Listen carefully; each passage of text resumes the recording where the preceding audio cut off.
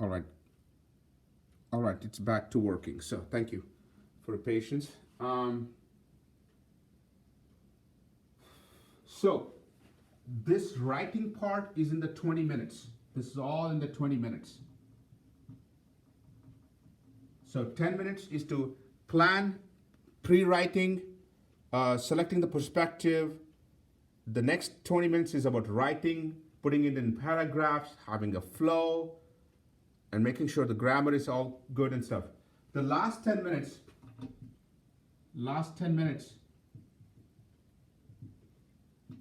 read what you wrote.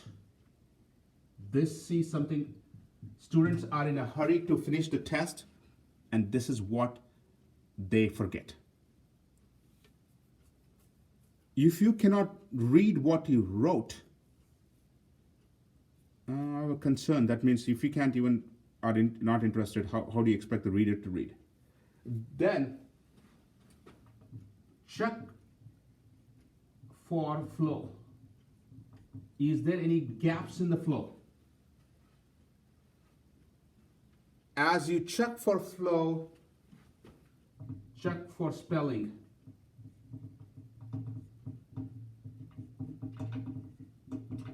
Forgot to mention one more thing here. Handwriting matters. I know some people have good handwriting, some don't.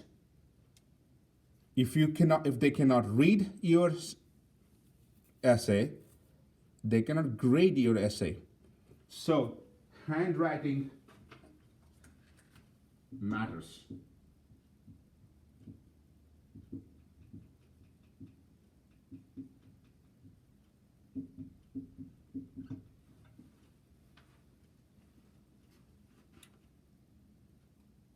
And when you write, you can, I know, when you, and of course you're going to write in pencil. If you want to erase it clearly so it's, there's no confusion. Because these people have to grade 100, 150,000 of them. There's too much for them to grade. So don't piss them off by making them look for information. Just be very clear. And the one paragraph to another paragraph, there should be clear demarcation line or something so they know that it's going from one to another. Just don't write all in one. And that's one thing they really dislike. You have to use all the time. Use all 40 minutes.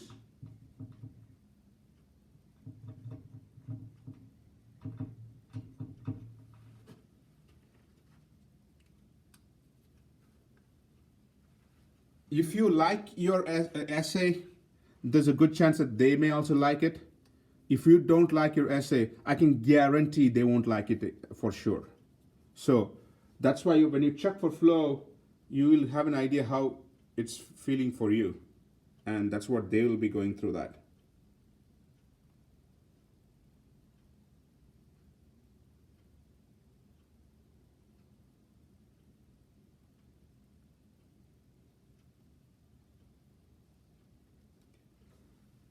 If your essay is good, and if your flow is good, they will actually end up reading the whole passage.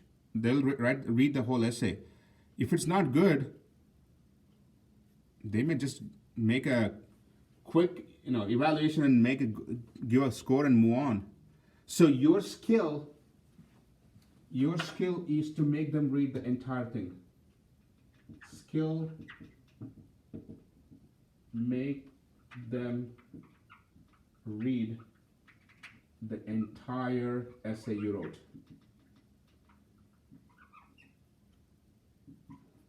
Make it very nice. Make it like, okay, make it sound like this something they are interested to know more about it.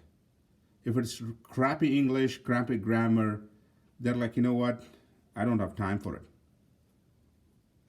Remember, they are also humans. They are not robots. So they also have patience.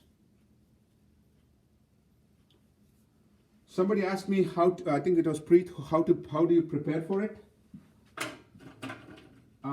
So preparation. So how do you prepare for this? First, at least practice one prompt, if not two. At least one other person must review and evaluate the essay. Maybe it's your brother, maybe your parents. Somebody needs to evaluate that essay and say, hey, what do you think about this? And I can tell you, students don't do either one of them. They don't even write one prompt, so let alone this one. So my concern, I want to be honest, is people just go to this test directly without having any practice. And between now and December 11th, we have enough time to write 2 of them. And one of the things you'll be focusing is on handwriting. Can somebody, the best person is to give is somebody who don't know you well. So we'll see what they say about it.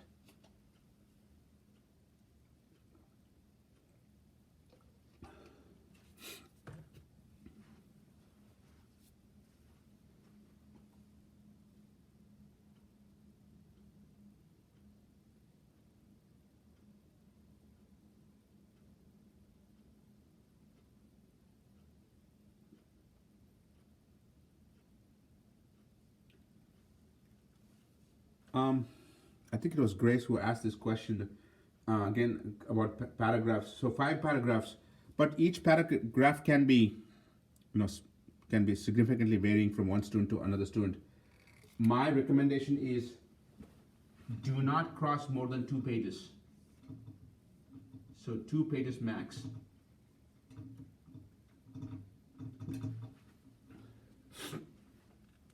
Of course, you're talking about normal handwriting.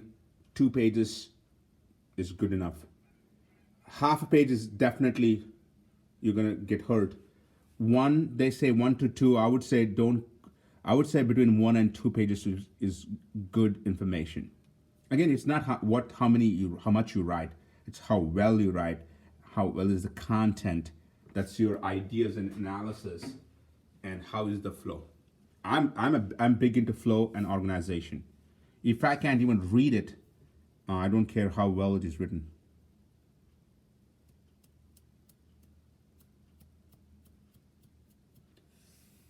Tell me, any questions now? Any discussions?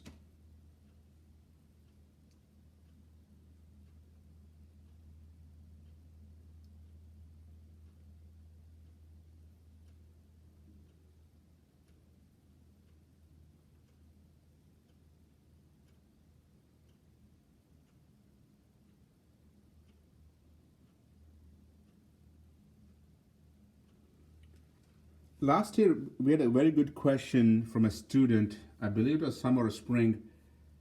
When we talk about, grammar and spelling and stuff, are we supposed to use some crazy words, like big words and something? No, they don't expect you. If you know it, that's good. It may help you. It definitely won't hurt you. But you don't need to know some crazy big words like smorgasbord or something like that. You don't have to. But if you know the word, you got to spell it correctly. I would rather not use a word you're not sure about the spelling. This hurts you a lot, these 2.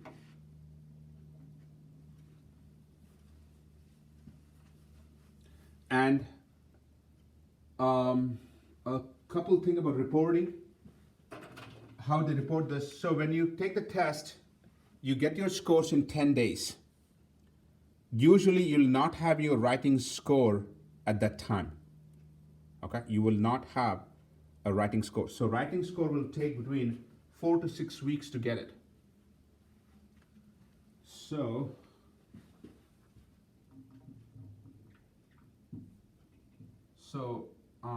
it takes 4 to 6 weeks to get writing score. And also nowadays they have an ELA score. So the ELA score also includes the writing, but the writing score will not change your composite ACT score. So for example, let's say you get a 32 ACT, but you have a 6 in writing. That 6 is a standalone score. That's not going to hurt your composite score. So it's a standalone score. That's something many people get confused, especially with the ELA score. So you get the ELA score where the writing score is combined, but the composite score does not get affected by writing.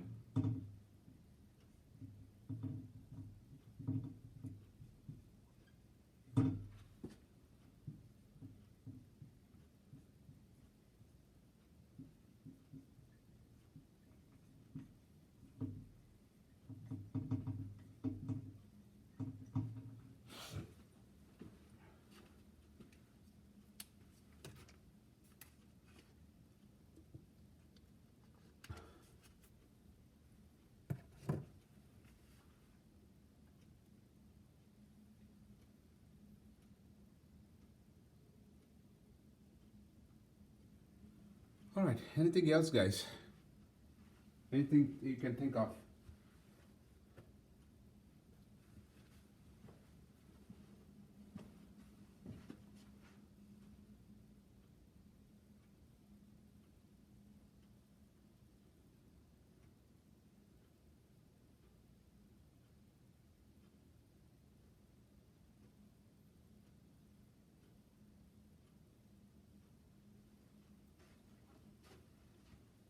Comments, questions? All right. Are we? Yeah, go ahead. Oh, sorry. No, Are go we ahead. gonna have this ACT review next weekend, like Thanksgiving weekend? The ACT review is on December 5th. No, I'm talking about like this class. Oh, next Sunday, no class. No, I think I mentioned that. Okay, okay. I just want to make sure because I'm. No. All right, thanks. Next Sunday, no class, but the following Sunday is the last class, December 6th. All right, okay. Thank you. Somebody just texted me that how do you, where are the prompts? If you're in advanced level, the best book to use is the red book.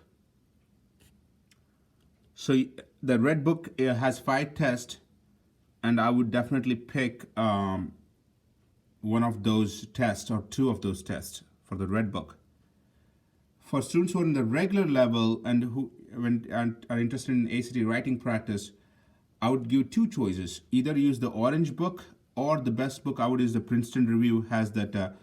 Sorry, not the Princeton Review. I mean the Barron's has the English reading and writing book. I would use that one, the Barron's book. So if you still need more examples, something you can always contact me, and I can send you. Have multiple prompts have stored with me, and I can send you one. But I would say without practicing one, you'll be really rusty to directly take the test, a writing test on that day. And I think it'll show in your quality of writing. It really needs practice. And please note, it's not like your high school essays where you write something and you get a second chance to improve it or stuff like that, or it's curved. No, there's nothing like that. You get one shot and you really want to do well in it. And so for that, you have to have enough practice. Second, some students have asked me, does every college needs a writing score? No, but many schools do like the writing score. And there's another advantage I want to share with you guys. Some of you know that as a college president myself, where I see this issue all the time, having an 8 tells us that you are ready for college level classes. We don't have to test you there. We don't have to put in a fundamentals of writing class. We feel confident. And especially for writing, by the way, 8 is a very good score. I'm confident that you will be able to write in the college level classes, and you'll be able to do thesis projects and write a good APA or MLA structure. So whether the college needs a writing test or is optional, I would actually that I expect that all my students at least have a writing score before you graduate from high school. Plain and simple. Because it it shows that you are ready and you have a number, you have a data to project. And for sure, I would, if I was taking the ACT test as a ninth grader, for example, I would not take the writing right away. I would wait. But if you're a junior or a senior and you're running out of attempts or time, then you may have to jump right directly. But we usually don't recommend to take the test on the writing test on the first time. It gets really long, guys.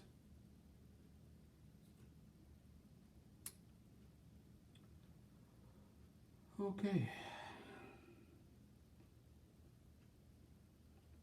Any other thoughts, comments?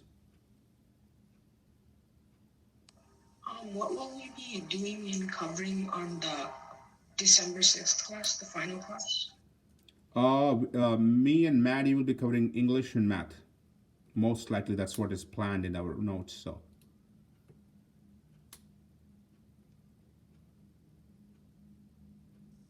What will be everything you go over on the review for December 5th? Is it like everything? oh, December 5th is, and again, this is probably the first time in I believe in 8 years we have not planned in advance because due to COVID and everything. But last December we had, I believe, 65 students signed up, and we had some students online, some students here in the classroom, and that's actually, to be honest, my favorite review thing. This time parents contacted me, so I just put it outside. So far, I believe we have only 7 or 8 signed up. We need at least 15 to sign up to make it happen. But yes, we cover everything. We'll be sending you a test by email, which you'll have to print and keep it ready, and we go through the whole thing. It's really a great mock presentation of what's going to happen that day on December 12th. I'm actually very surprised we have such a low turnout this time, but I do understand due to COVID, many are not sure. But it's a big deal for. Well, I remember a few years back, I would say 3 years or 4 years back, we had 85 students for the review, and we couldn't even fit in 85 students in the classroom. I mean, like we had 3 classrooms, and we couldn't even fit them in. So it's many people from out of town, out of state used to drive in. Now with online capability, I think many people just take it online with us. And this is just doesn't have to be students who are in this class. If you have friends who are interested, just want to attend the review session, they sure can sign up as well. Gotcha.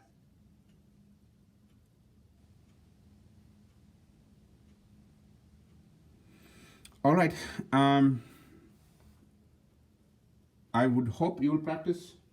I hope you'll have a safe. And as I said, this is probably the first time and the time we usually give, half class when I teach the writing part. And I hope to see you guys on December 6th and maybe 5th. We'll see what happens. I wish you guys a safe rest of the Thanksgiving, and take care, and bye-bye. Good night. Thank you. Thank you. Happy Thank you, Thanksgiving, bye. guys. Happy Thanksgiving.